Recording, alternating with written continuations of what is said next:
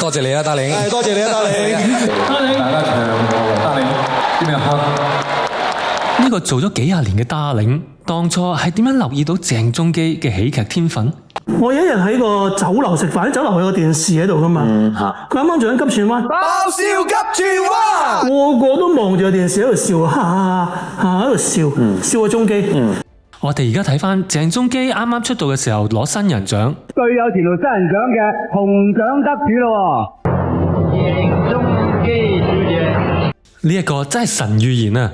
喺2003年，導演谷德超揾鄭中基拍《行運超人》，Ronald 喺電影入邊男扮女裝，睇到全場觀眾捧腹大笑，大家對呢個歌神接班人大大改觀。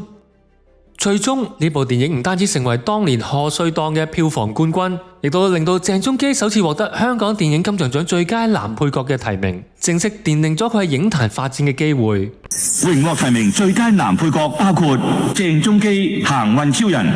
隨住行運超人嘅成功，呢兩個達令再度合作，谷德超再度邀請鄭中基擔任無厘頭喜劇《龍咁威2003》嘅男主角。呢部電影風格更加誇張，鄭中基喺片中全力發揮衰得可愛嘅無賴形象，笑點密集。